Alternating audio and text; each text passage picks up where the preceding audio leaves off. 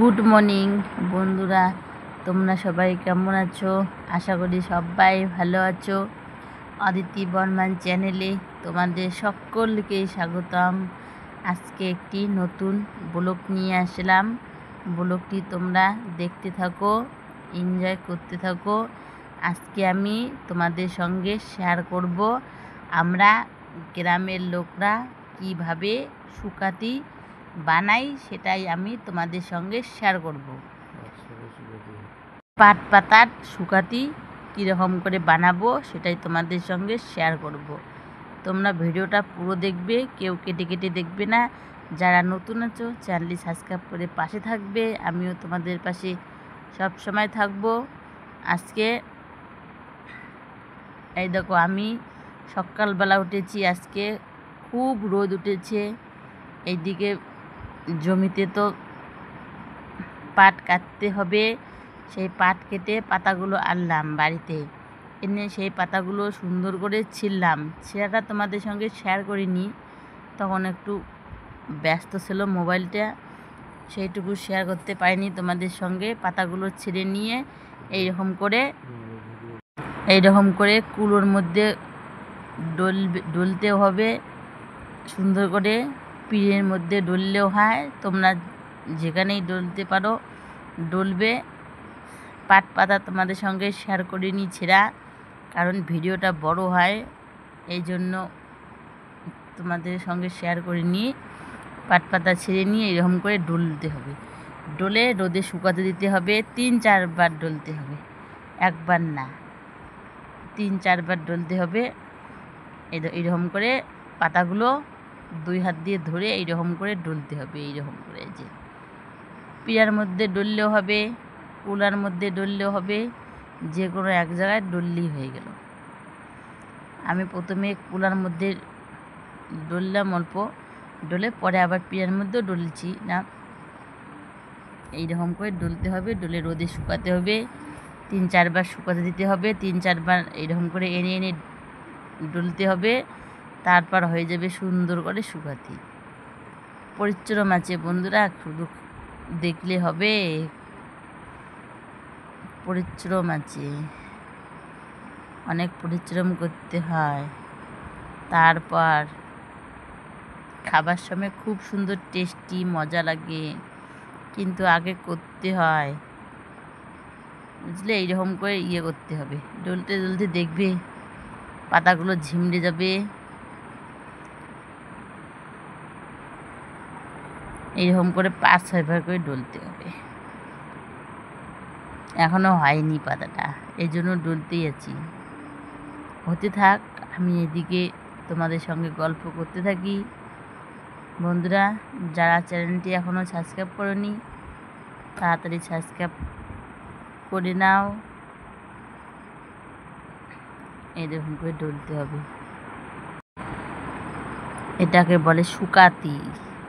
আমরা সবাই বানাই, কম বেশি সবার বাড়িতে আছে, অবশ্য বেশি করে গ্রামের বাড়িতে অনেকে বাড়িতে আছে শুকাতি। আমি আগে কোনো দিনও বানাইনি, কারণ আমাদের বাড়িতে শুকাতি বানাই না আমরা। এখানে এসে শিখছি আমিও আগে কোনো দিন শুকাতি বানাতে পারিনি, এখানে এসে অল্প অল্প পারি, তবু অতটা ভালো হয় না, অতটা পারি না, তবু চেষ্টা করি, যেহেতু পারি ভালো করে চেষ্টা করতেছি। এই দেখো, এইরকম করে পাতাগুলো এই দেখো অনেকটা হয়ে গেল। এবার আমি একটু ডলবো পিঁড়ির মধ্যে, এই দেখো কুড়ার মধ্যে হয়ে গেছে, এবার পিঁড়ির মধ্যে একটু ডলবো। বললাম না 3-4 বার ডলতে হবে, এরকম করে ডলবো, 3-4 বার ডলতে হবে।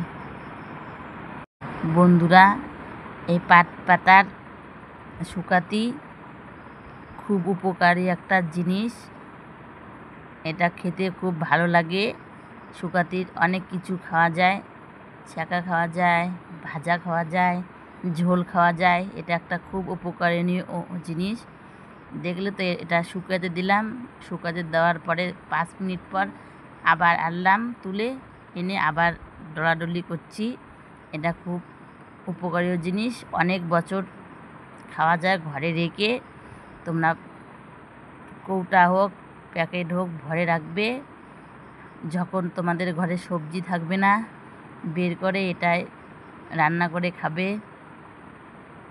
এই দেখো আবার শুকোতে দিলাম, আবার একটুখানি ডলবো। এরকম করে 3-4 বার করে ডলতে হবে।